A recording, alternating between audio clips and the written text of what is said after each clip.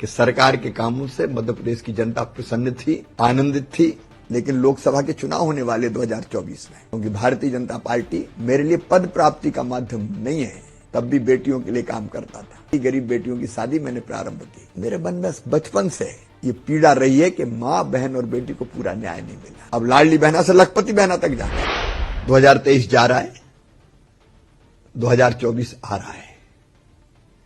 नए वर्ष का स्वागत।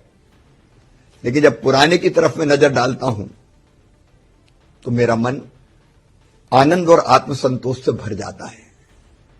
भारतीय जनता पार्टी ने फिर विशाल बहुमत से अब तक के सबसे ज्यादा वोट प्रतिशत लेकर फिर सरकार बनाई है। और इसका अर्थ सीधा यह है कि सरकार के कामों से मध्य प्रदेश की जनता प्रसन्न थी, आनंदित थी। विकास और जन कल्याण दोनों ने जनता के दिल और दिमाग पर गहरा असर डाला था, इसलिए हमको भारी बहुमत मिला। प्रधानमंत्री जी की लोकप्रियता, संगठन के कार्यकर्ताओं का काम, समविचारी संगठनों के प्रयास, सबने जीत में महत्वपूर्ण भूमिका निभाई है। लेकिन सरकार के कामों का इसमें बहुत महत्वपूर्ण योगदान है, चाहे वो विकास के हो या जन कल्याण के काम हो। मैं इस प्रसन्नता के साथ कि लगातार 17 साल तक मुख्यमंत्री रहने के बाद भी जनता के मन में स्नेह है, जनता के मन में विश्वास है, आनंद के साथ विदा हुआ हूं कि श्री मोहन यादव जी के नेतृत्व में भारतीय जनता पार्टी की सरकार विकास के इन कामों को प्रधानमंत्री जी के मार्गदर्शन में आगे और आगे ले जाएगी। एक अच्छा कार्यकर्ता सदैव यही सोचता है कि मेरे बाद आने वाला कार्यकर्ता मुझसे ज्यादा सफल हो।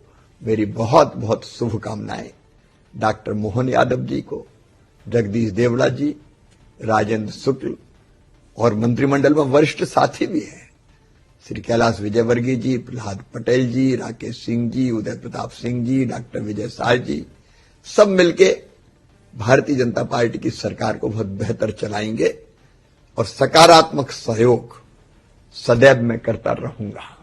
पिछले वर्षों में मेरी सरकार ने जो काम किए उसके कारण मुझे गर्व है कि मध्य प्रदेश बीमारू राज्य से एक समृद्ध और विकसित राज्य बन गया।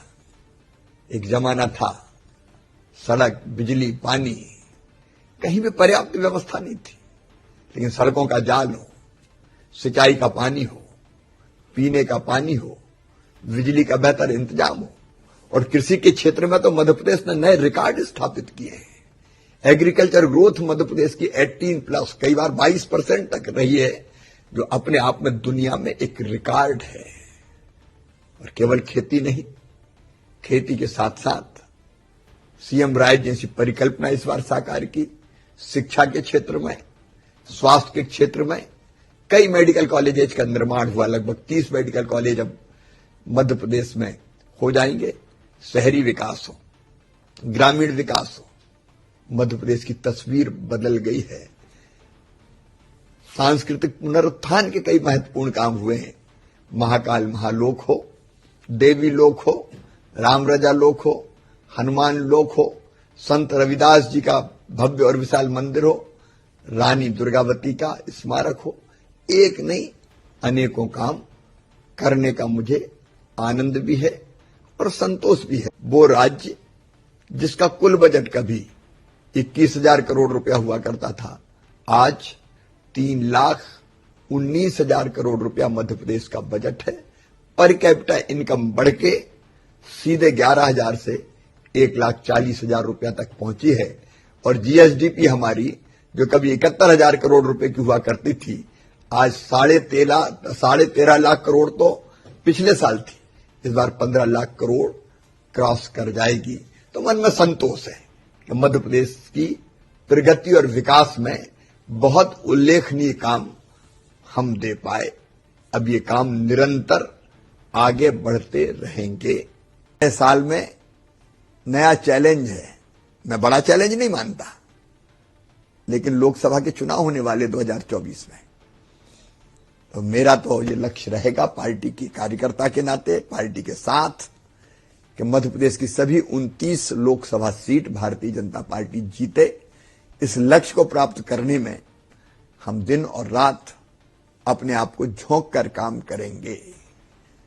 और इसके साथ साथ भारतीय जनता पार्टी, मेरे राष्ट्रीय अध्यक्ष आदरणीय जेपी नड्डा जी, पार्टी प्रधानमंत्री जी जो काम देंगे कार्यकर्ता के नाते उस काम को मैं करूंगा, क्योंकि भारतीय जनता पार्टी मेरे लिए पद प्राप्ति का माध्यम नहीं है। भारतीय जनता पार्टी राष्ट्रीय पुनर्निर्माण का मिशन है और मैं उस मिशन का कार्यकर्ता हूं। इसलिए उस मिशन को पूरा करने में जहां जितनी उपयोगिता होगी, गिलहरी की तरह अपना योगदान मैं देता रहूंगा। यह मेरे लिए राजनीति का विषय नहीं है। जब मैं कुछ नहीं था, विधायक भी नहीं था, सांसद भी नहीं था, तब भी बेटियों के लिए काम करता था। विधायक बना तो बेटियों की शादी, गरीब बेटियों की शादी मैंने प्रारंभ की। सांसद बना तो ऐसी बेटियां जिनके माता पिता नहीं थे, 7 बेटी हम अपने घर ले आए। मेरी धर्मपत्नी ने उनको पाल पोस के बड़ा किया, पढ़ाई लिखाई, शादी विवाह सब किया। मेरे मन में बचपन से ये पीड़ा रही है कि मां, बहन और बेटी को पूरा न्याय नहीं मिला।